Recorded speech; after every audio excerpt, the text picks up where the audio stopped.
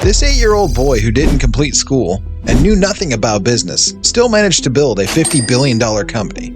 Starting in a tiny wooden shack, he rose from the ashes of war to create an empire. This is the untold story of Honda, filled with risks, groundbreaking innovations, and shocking twists. So how did he turn a small bicycle repair shop into a $50 billion giant? This video reveals the secret. This story starts back in 1914, when an 8-year-old boy in a Japanese village saw a Model T Ford for the first time. That boy was Soichiro Honda, the man behind the iconic Honda brand.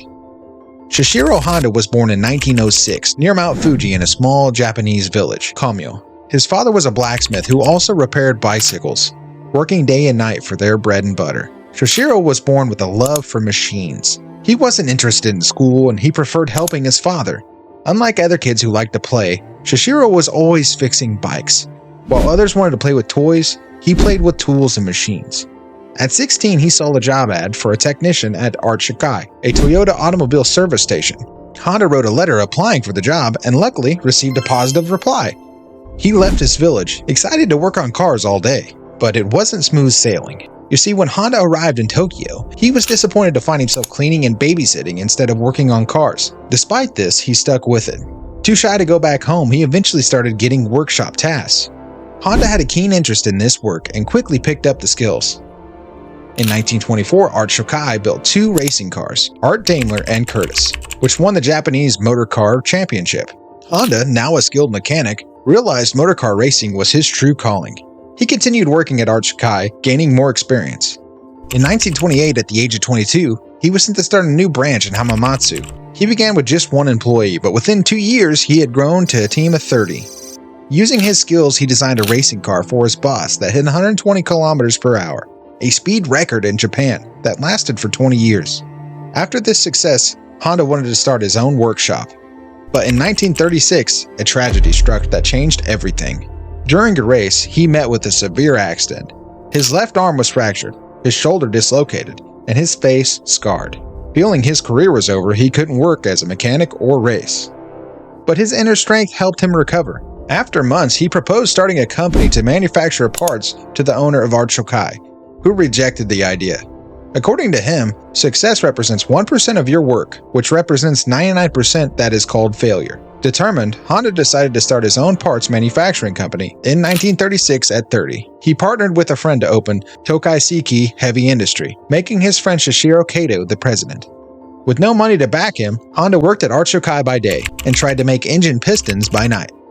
Despite his hard work, he kept failing and started to feel run down. Seeing he needed more know-how, he decided to hit the books and study metallurgy at university. After 3 years of hard work, Honda finally managed to make a piston in 1939. He quit his job to focus on making pistons full-time, not realizing that his designs still had issues. When he showed his pistons to Toyota, they rejected 47 out of the 50 designs. Honda wasn't just about making money. He wanted to understand what companies needed. After a few years and redesigning his pistons, they finally passed quality checks. Orders started coming in fast. And that was the point of Honda's success. To fulfill demands, his company hired 2,000 people. But the real struggle was waiting at his doorstep. World War II began in 1939. Japan entered the war, and many companies, including Honda's, were taken over by Ministry of Commerce and Industry. Honda was demoted, and his workers were drafted into the military service. In 1944, a bomb destroyed his factory during an air raid. Japan's situation worsened, and in 1945, the country surrendered after 2 nuclear attacks. The war was over, but Honda had lost everything. He sold his business to Toyota for 400,000 yen and became jobless again. These were difficult times for all of Japan. The economy was in ruins, and there was a severe outage of food and water. Plus, public transport was almost non-existent due to the lack of petrol. During this period, Honda found a small engine from the Japanese Imperial Army, used to power a wireless radio, and then an idea struck him. Why not attach this engine to a bicycle to solve his transportation problem? He tried it, and people loved the idea. He received so many orders that he decided to design a new engine himself. This was the first time the Honda logo appeared on a machine. Honda needed more money for mass production, so he wrote an open letter to 18,000 business shop owners.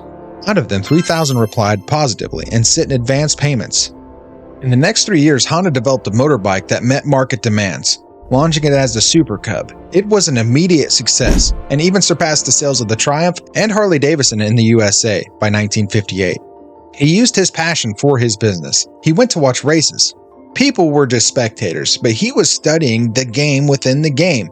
He noted the features of the winning bikes and used that knowledge for his designs. In a few years, Honda launched its first racing bike, which won the first position in the 1962 International Racing Competition, which made the Honda famous worldwide.